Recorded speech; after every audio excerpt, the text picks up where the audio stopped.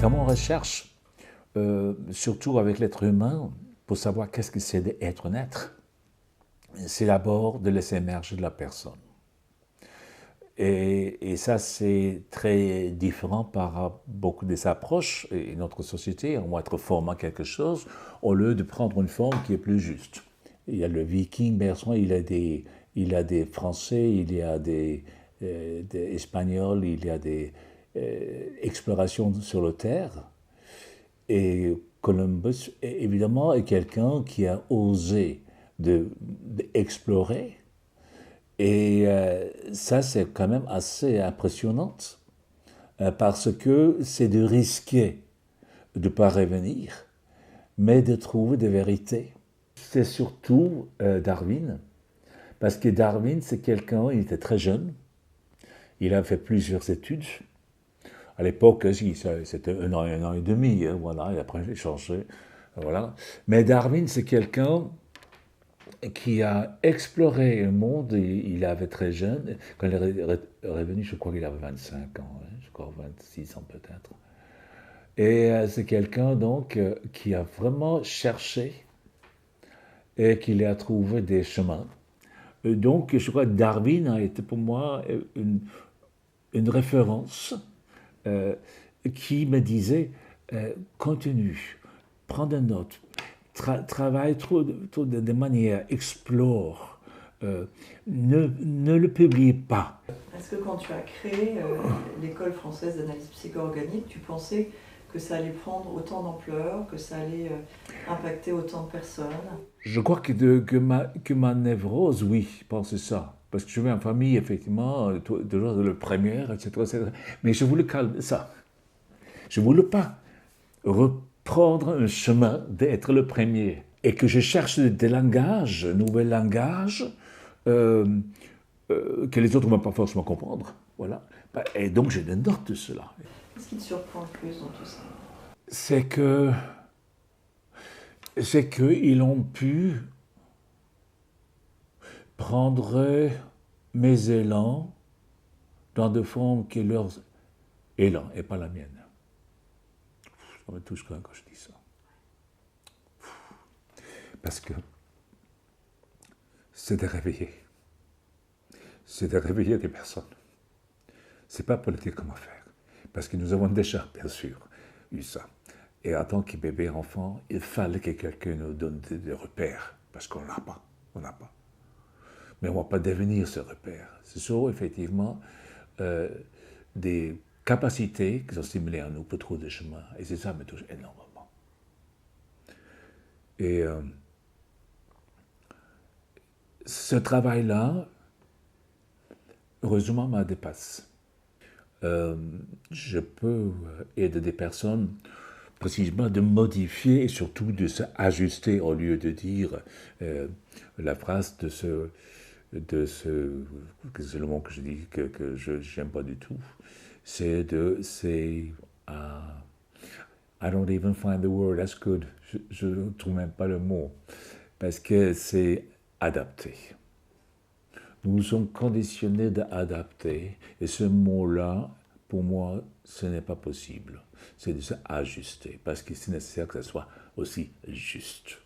D'être psychologue, maintenant, ne permet pas de pratiquer la psychothérapie. Il faut avoir fait une formation dans la psychothérapie, c'est 2 ans en Suisse, pour avoir le droit de pratiquer la psychothérapie. Psychologie, oui. Et ça, c'est nouveau. Ils ont réalisé effectivement que être psychologue, c'est très beau, c'est très bien. Mais ça ne permet pas de stimuler, soutenir l'inconscient et ce qui est retenu dans une personne. Donc il y a une perspective là qui se ouvre. Je pense que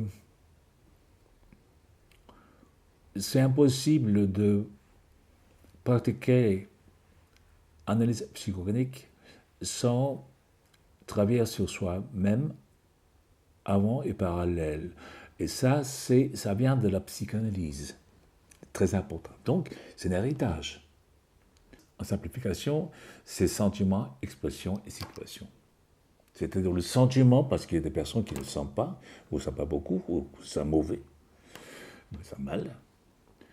Sentiment, expression, comment elle s'exprimait, évidemment, c'est un S apostrophe E, mais ça peut aussi être plus simple ou plus compliqué. Et il y a aussi le concept, parce que le concept, bien sûr, a tout un travail. C'est de regarder à l'intérieur, regarder à l'extérieur et prendre décision.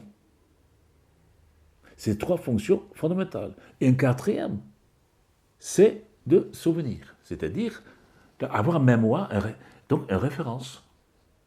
Et donc il y a tellement de souvenirs qui sont refoulés.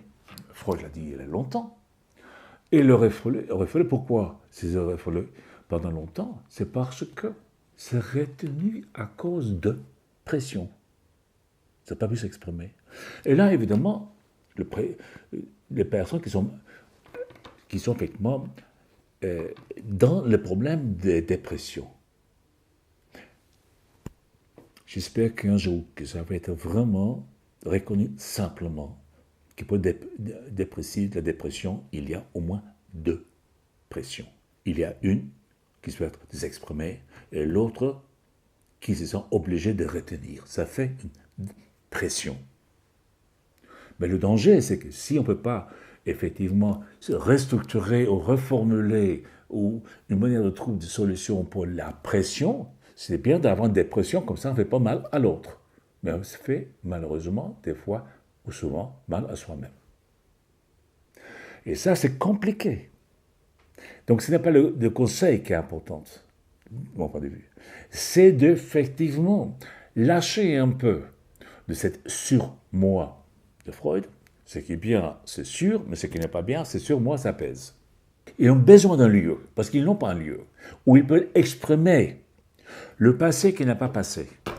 Dans l'inconscient, il n'y a pas de temps. Et nous vivons dans un temps. Voyez bien quelqu'un donc, qui va hurler quelque chose qui a fait quand il était jeune, petit, que ce n'est pas aujourd'hui. Et c'est compréhensible que la famille et les voisins ne comprennent pas. Ils ont raison.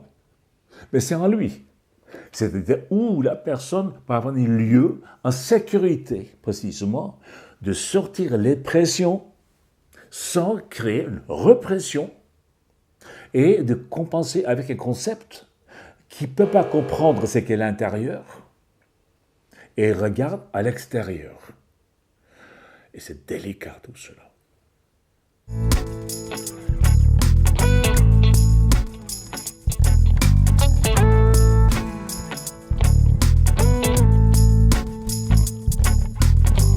This morning wakes my heart, getting out of bed is job.